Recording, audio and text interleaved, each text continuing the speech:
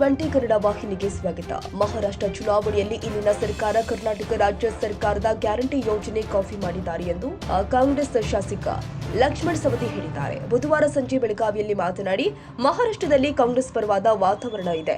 ಫಲಿತಾಂಶ ಬಂದ ಬಳಿಕ ಸ್ಪಷ್ಟವಾಗಿ ತಿಳಿದು ಬರುತ್ತೆ. ಇನ್ನು ಕರ್ನಾಟಕ ಉಪಚುನಾವಣೆಯಲ್ಲಿ ಗ್ಯಾರಂಟಿ ಯೋಜನೆ ಕಾಂಗ್ರೆಸ್ಗೆ ಲಾಭವಾಗುತ್ತೆ ಎಂದಿದ್ದಾರೆ.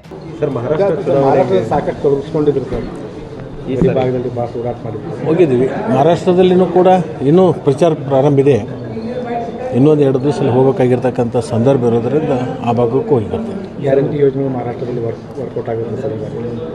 ನಮ್ಮ ಕರ್ನಾಟಕದ ಗ್ಯಾರಂಟಿ ಯೋಜನೆಯನ್ನು ಅಲ್ಲಿ ಕೂಡ ಘೋಷಣೆ ಮಾಡಿದ್ದಾರೆ.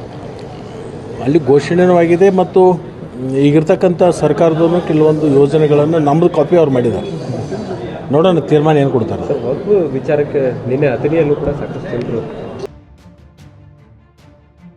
ಕನ್ನಡಿಗರ ಮೆಚ್ಚಿನ ನಿಮ್ಮ ಟಿವಿ20 ಕನ್ನಡ ವಾಹಿನಿ ಇದೀಗ ಟಿವಿಯಲ್ಲಿ ಲಭ್ಯ.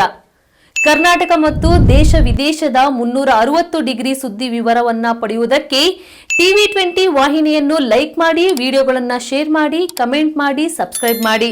HCN ಕೇಬಲ್ 842 ನಂಬರ್ನಲ್ಲಿ ಹುಕ್ಕೇರಿ ತಾಲೂಕು ಹಾಗೂ ಸಂಕೇಶ್ವರದ ಸುತ್ತಮುತ್ತಲಿನ ಹಳ್ಳಿಗಳಲ್ಲಿ ಲಭ್ಯ.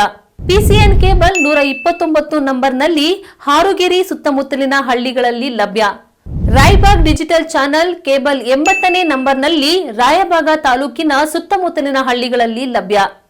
UDCN ಕೇಬಲ್ ನೆಟ್ವರ್ಕ್ ಉಗಾರ ಸುತ್ತಮುತ್ತಲಿನ ಹಳ್ಳಿಗಳಲ್ಲಿ ನಿಮ್ಮ ಟಿವಿ20 ಕನ್ನಡ ವಾಹಿನಿಯೂ ಲಭ್ಯ.